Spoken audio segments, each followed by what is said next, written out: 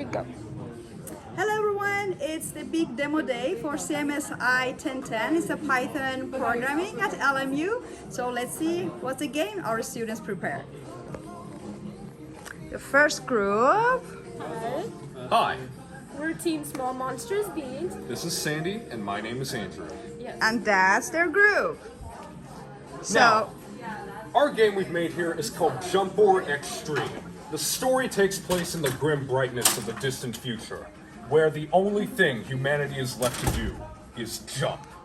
In terms of gameplay, it's a simple game with classic arrow key controls, as shown in this little manual. You can use it to jump up, down, or move left or right to the side if you need that to avoid any obstacles.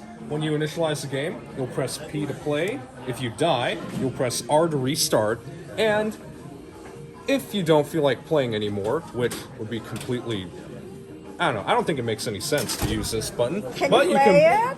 Yes. Yeah, you can press escape if you don't want to play it. And just a disclaimer, we do insult you, but it's nothing personal. The game. It's running. Is it not running? There you go. It's running.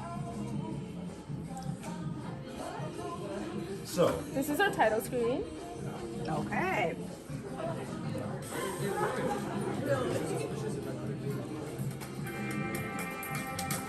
Wow, sounds on.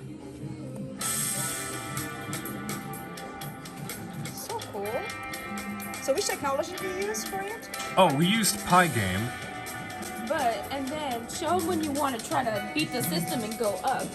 Oh yeah, because Okay. you might think you can avoid these by going up, but actually, when you go up, you hit the ceiling and you die. I So that way see. you can't cheat at it. Thank you very much for your presentation. You're very welcome. So we have the next team here. Hi. So what you have here? We have Space Invaders. Okay, can you play it for us? Jackson, Hello. come here and play it. Gonna play. Wow, really? Really? Turned up. Did it go? For whatever reason, it looks like ugly. So we have our intro here. It is the year 2222. AI has gone rogue and they have destroyed humanity. You are the last survivor. Defeat as many as you can. And then we have our Space Invaders game. The goal is to defeat as many spaceships as you want to, but they will keep reappearing. And the goal is to achieve as high of a score as possible. That's great. Which language do you use for writing? We use Python. Python. Very cool. So we are going to the Turtle Swim. That's our brilliant team for Turtle Swim. So can you show your game, please? Yeah. I'm not typing. Sorry. I mean green ship PNG.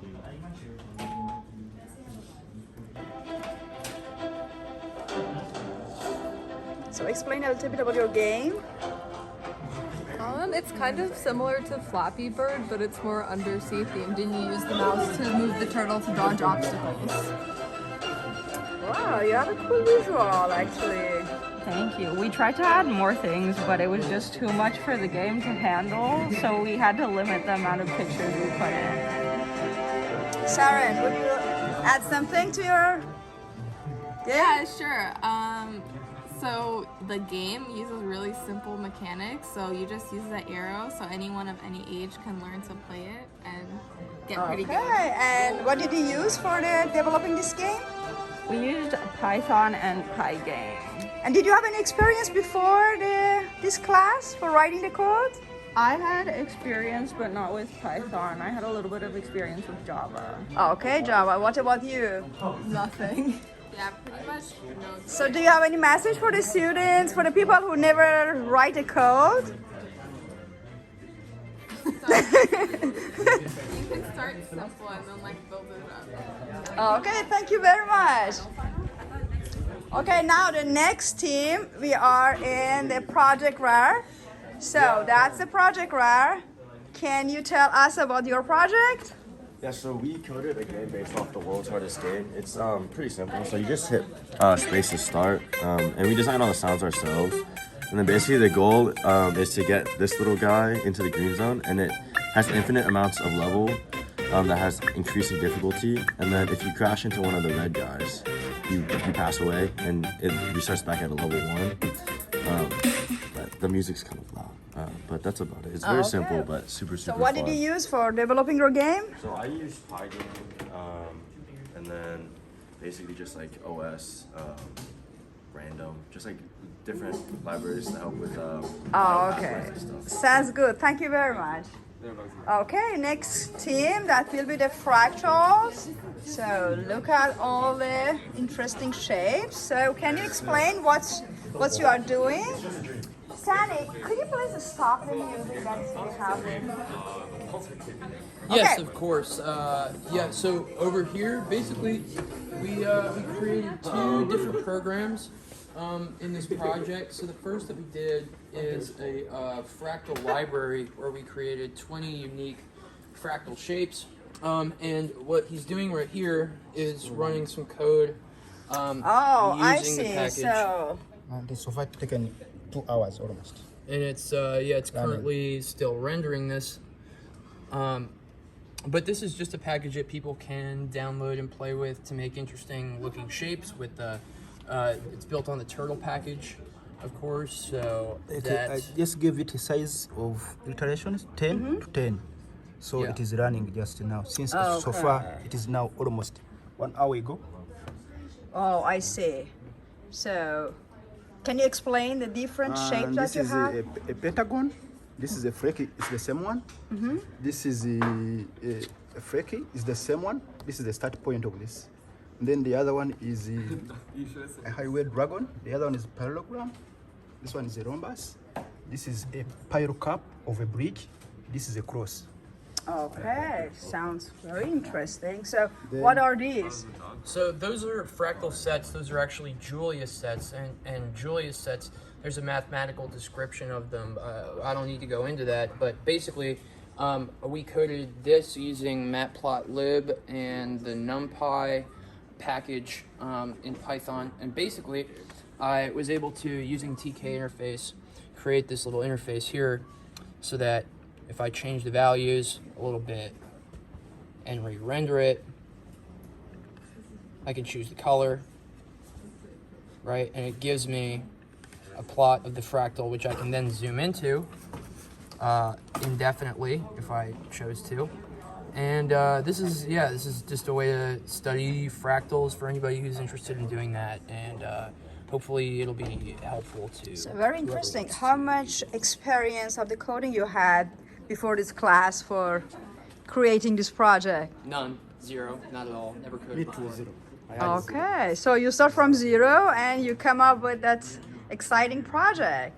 So do you have any words for the students who are interested to the coding but they are afraid of or intimidated by the computer scientist? Yeah, I mean, it is pretty intimidating at first because you see all this code and you're like, what is that? I'm like, I just can't deal with this.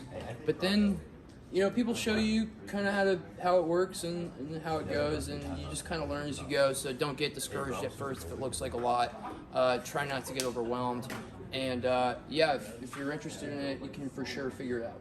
Okay, great, It's all exciting about project. investing time because you might code and it fails, but you have to give it a code time and analyze where the error is. So that's why we managed to come up with all this information. Okay, congratulations. That's a nice word.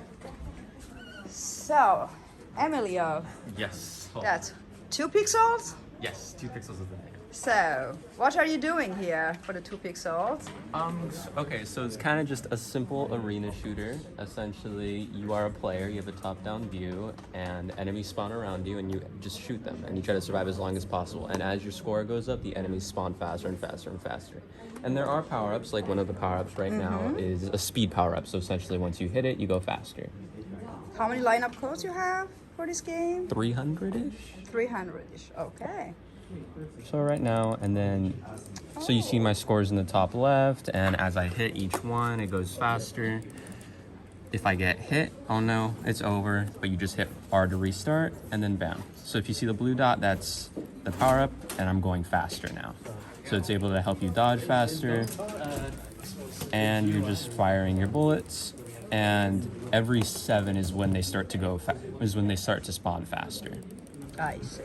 Yeah. Very exciting. Thank you Yes. so much. And the next group, Arnav. Yeah. So what are you doing? Maze of Misery. Okay. Misery. Okay, Yeah. go ahead. So we wanted to make a game that was intellectually challenging and really, really frustrating because we're really evil people like that. So what we came up with was a maze of misery. And so basically, in this game, you are a little square and you have to try to get through the maze. And reach this red square. But the problem is, it's not like Pac-Man. There's actually like dead ends, and we have progressive levels to make the mazes even harder as you go along. So it Okay, just can you gets more show your frustrating. game? Yes, yes we can. So- We are booting that up right now. So Just have to wait for it Matthew, to load. how many line of codes you have? As of now, we have around 217. I guess it is. Okay. Around 200 maybe. So yeah, please run it. Sorry, it's still loading a little bit. Okay, now I got it. Yeah. Okay. So as of now, this is what we have. This is just a start screen. It took like how long? Took 3 hours. It's really Yeah. weird. Like we had to make everything into its own class. Like our entire game, we weren't thinking of like linking it to a startup display. So we had to put all of the code under one class and then have all of the like maze setup, the wall classes, and all of that under one single class, so that we could call that class whenever we press that play button. Would Okay. you like to press it? Oh, sure. I can play here.